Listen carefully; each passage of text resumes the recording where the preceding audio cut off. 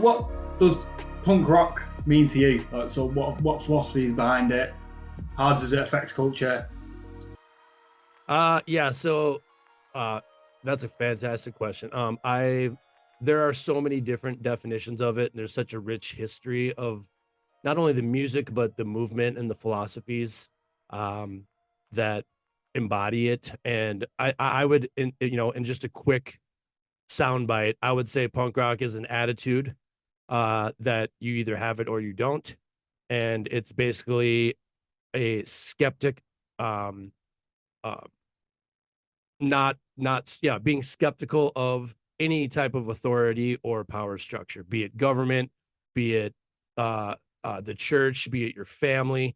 It doesn't matter what it is. It's you being on a personal quest for knowledge and truth, and not allowing yourself to be controlled, and having the courage to speak up and speak out about injustice and about tyranny, anything that prevents the development of the individual by their own free will. I think that's what punk rock is. It's basically damn the man, fuck the system. So with punk rock, from what I know of it today, I know it had a big following. Was it in the 70s or 80s? Yeah, I think. Well, in England, it started in England. Pissed off people at the factory workers, or the big industrial revolution. As that progressed over the years, people started becoming disillusioned and kind of alienated from their work, and they started wanting to do something about it. Maybe they were overtaxed, maybe they were underpaid, and maybe they were having an increasingly difficult time taking care of themselves and their families. And they decided, hey, you know what? We're going to do something about it. And one of the things that they did is they made angsty, fast, obnoxious music. They wore angsty, crazy, obnoxious clothing, piercings, mohawks. They're basically anything that was normal, status quo, run of the mill. They were going to thumb their nose at that, and they were going to go against that. So, and then over time, the music and the attitude evolved and came to the United States. And now there's punk rock scenes all over the world. I was just looking the other day at Shanghai, China's got an awesome punk rock scene, and Japan. And so there's the spirit of it all over the world. And I think that's a good thing for culture, for all cultures. Yeah, do you think as well? I don't know much about punk rock. I can't say I'm a massive punk rock listener, although I do like all types of music. But for example, with the hip hop, I'm more of a hip hop listener.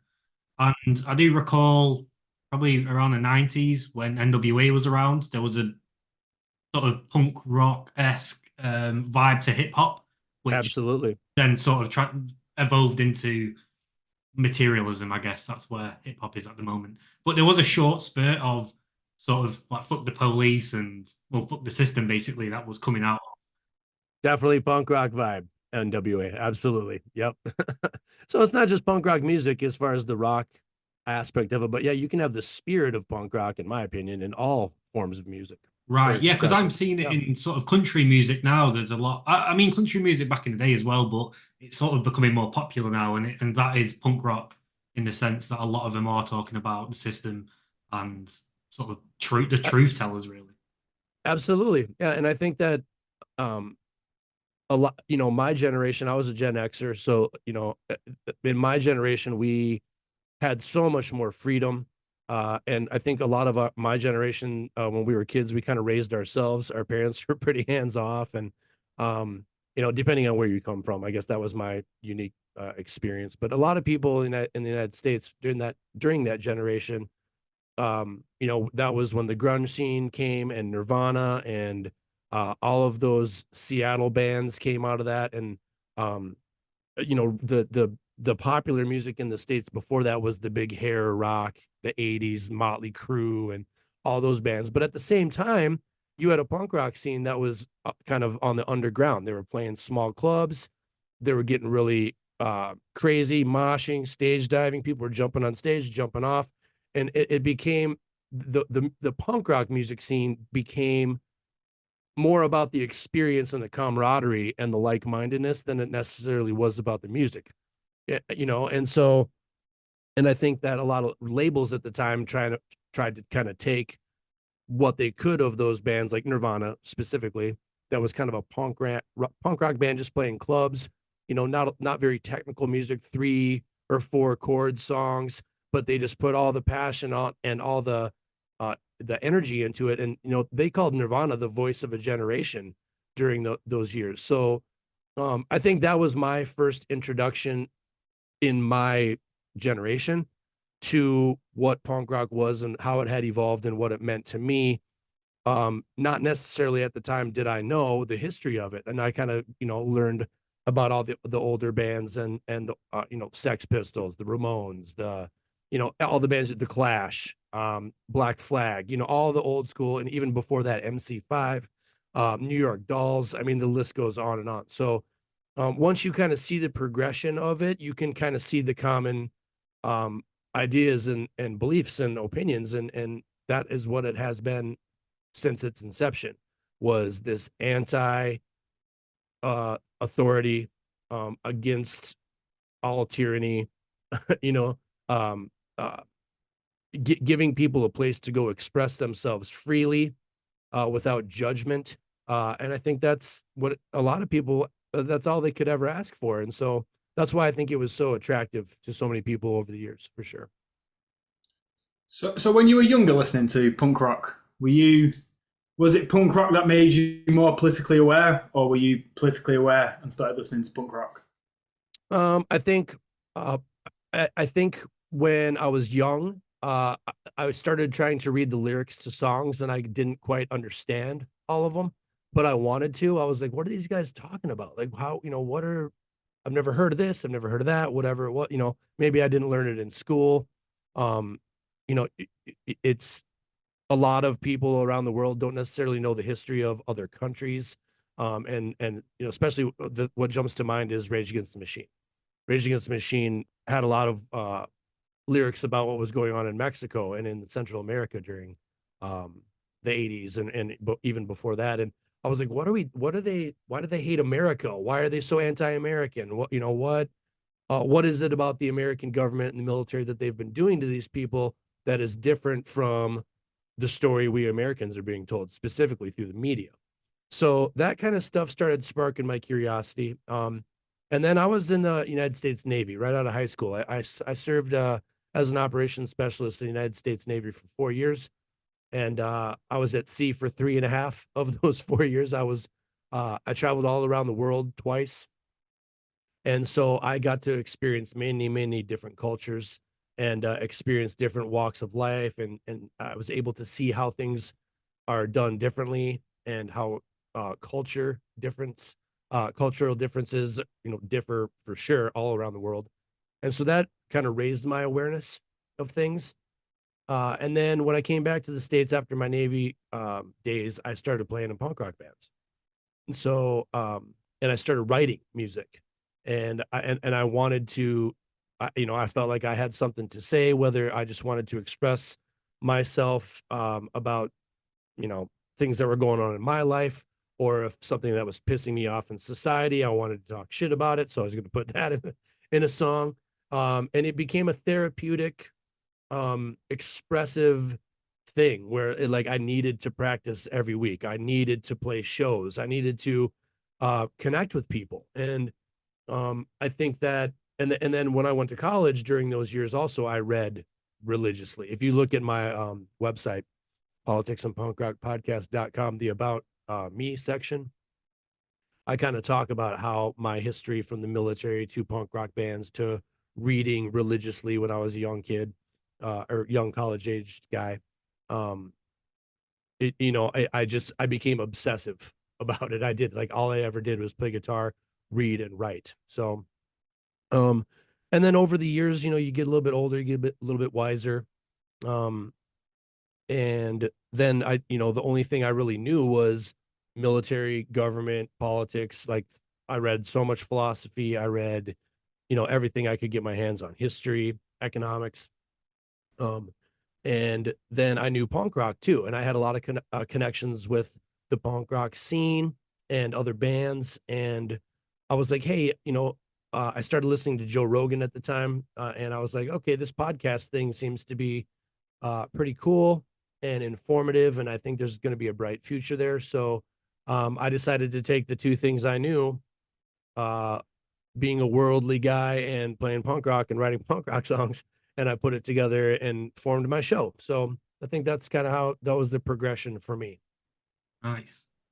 You know how we've moved from what you've sort of gone over there.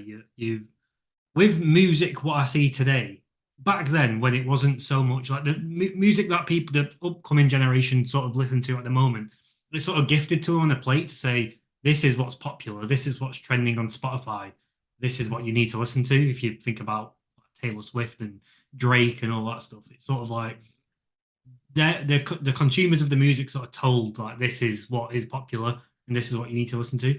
But back in the day when it wasn't as much as sort of gifted to you, you had to go and find your own music for yourself. And there was like a culture of different genres of music and different bands. You sort of form these subcultures within. But now it's all sort of you either listen to the popular music or you listen, or you're still involved in all the subcultures, which is probably the large, the older generation. What do you think? How do you think that came about? How has this happened to a point? Same with entertainment in terms of TV and movies as well. You're sort of told like this is what's trending now on Netflix, rather than people going out and sort of sourcing their own materials. And how do you think that came around where everyone's just sort of channeled into listening to what they're told to? It's a great question. I would probably say a few things. One would be how technology has advanced and how things have changed, and you can get, streaming. People used to have record labels that would go and sign bands and front all this money for them to record and put them on tour and then sell merch and hopefully make their money back that way. But now people don't really buy albums that much anymore, and the experience of buying a 10 to 15 song record and reading the lyrics and looking at the artwork and all that kind of stuff, back in the compact disc days, um, that was a unique experience that I think people connected to bands and to lyrics and to art more so. And now that's all gone away. Now you're on streaming, you don't even buy records anymore, you buy a song or two and then you put it on a playlist with a bunch of other songs, and you don't really get to you don't get that immersive experience. You're just listening to the music, right? So that's one aspect of it.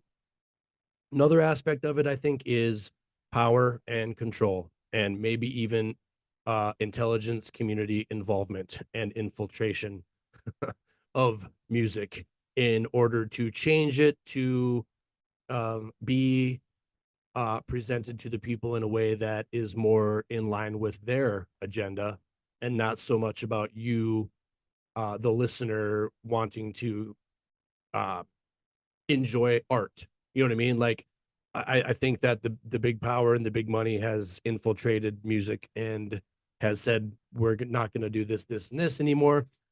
These are the things that we're going to start doing moving forward. And we're going to start signing bands and getting artists on board that will play ball with us and will do what we want them to do. Like you mentioned hip hop before. There's that famous meeting with all these old gangster rap era hip hop guys saying that some CIA guy came in and sat him down one day and said, "Hey, we're going to make you, rich and famous. All you got to do is agree to push this type of music and talk about the things we want you to talk about, and we'll make you richer than you've ever dreamed of."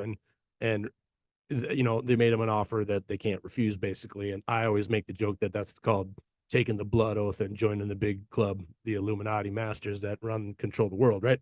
So I think it's a combination of and I say that on my show all the time. Technology. I just got done saying doing a whole thing about this, about how as technology evolves, it not only changes culture in the world, but it changes us. It changes people.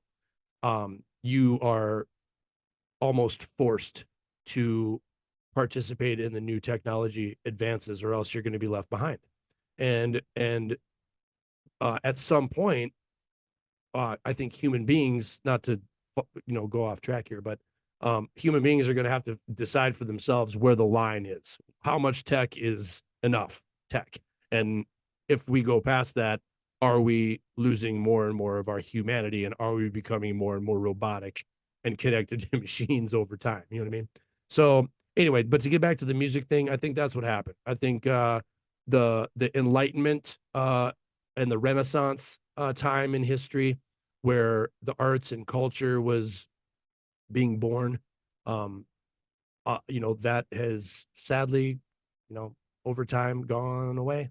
And I make the argument on my show all the time that I think that's the only way to save the world, is we have to return to the Enlightenment principles that built the civilized world. And part of that is focusing on arts and music, culture, drama, theater. Like that has to be a part of society, in my opinion. So yeah.